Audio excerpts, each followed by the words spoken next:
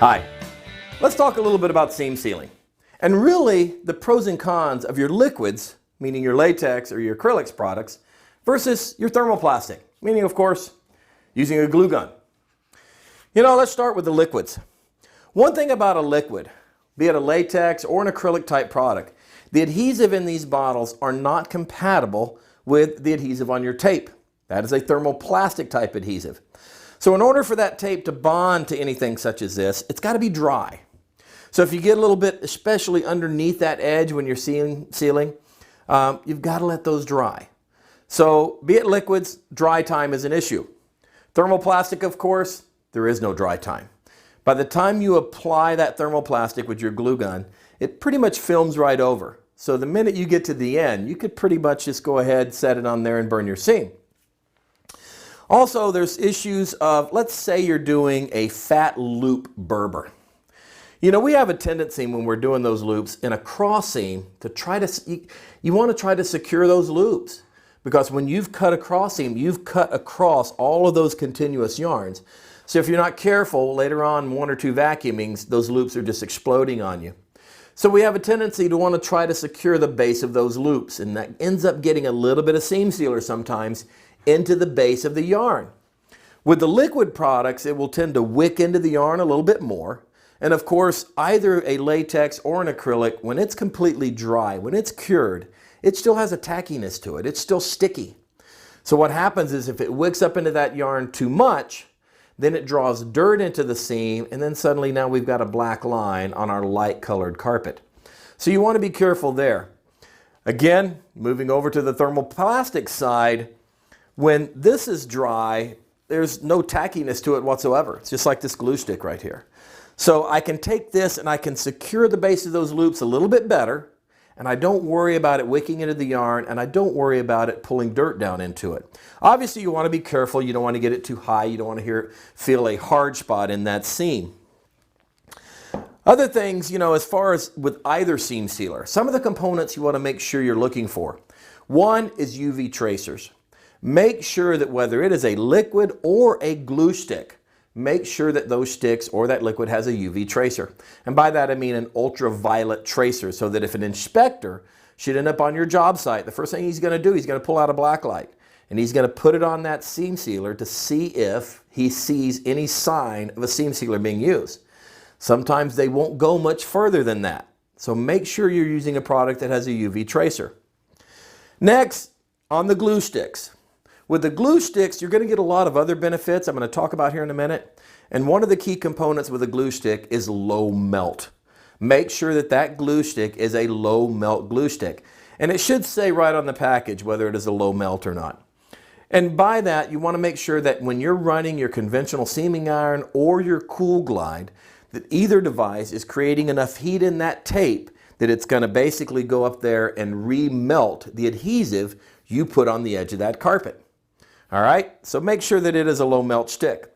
I will say that the Cool Sticks that was designed for the Cool Glide, as you can see, they are a low melt stick. They do have UV tracer, as well as the stick S106. Same thing, low melt UV tracers. So both of them really work great for seam sealing. Let's go ahead and kind of get some applied on the edge here. What I'm going to use here, of course, is the Trax glue gun with the Trax Fusion tip.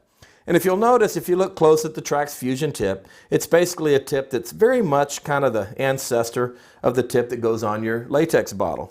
It's got a nice flap and got a nice hole. One of the differences is typically with a latex bottle, it's a pull motion. I find it easier with this type of situation to do more of a push motion, just like this.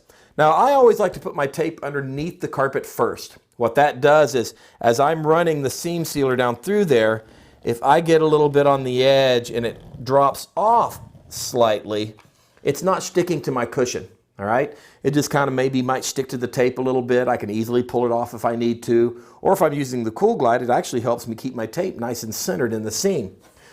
Obviously with seam sealer, you're putting it on both edges, just like you do your latex or your acrylic type products. So again, we're going to go ahead and put it on this, put it on this edge as well, kind of sticking a little bit. All right.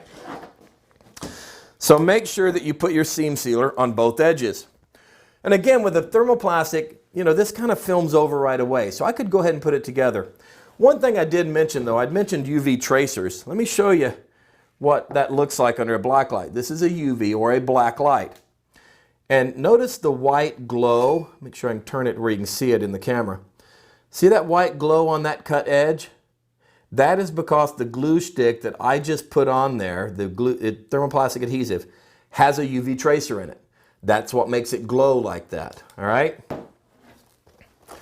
At that point, like I said, I can just go ahead and put this back together, and I am ready to seam it up. Now, we talked a minute ago about some of the benefits you'll get from your thermoplastic that you really won't see with your latex or in acrylics. One thing I want to point out right away is that regardless of which one you use, make sure you are seam sealing all seams. As per the Carpet and Rug Institute, the CRI, they actually require all seams must be sealed. The only thing that would override that if you have a specific manufacturer that states his carpet does not have to be sealed. And honestly, guys, since they did away with Lee's Unibond, I don't know of any product right now that does not require a seam sealer. Sometimes I get guys that think, oh, I only seal my loops, not my cut piles. They'll get you. All products must be sealed. Now let's talk about seam peaking. For those of you that have experienced seam peaking and maybe scratched your head, it's really a simple law of physics. What you've done, when you've made a seam in a carpet, you've cut the material, meaning you've cut the base and all this construction down, completely apart. And when you've seamed it back together, all you've really done is you've attached something just to the bottom, or in this case with an action back, just to the secondary backing. So what happens is, when I pull on both sides of this, which in a sense is what you do when you power stretch a room, obviously what's going to happen? It's going to pop up into that line of tension that I'm creating when I pull on both sides of this carpet. Same thing that happens when you power stretch a room and you put it over that tack strip.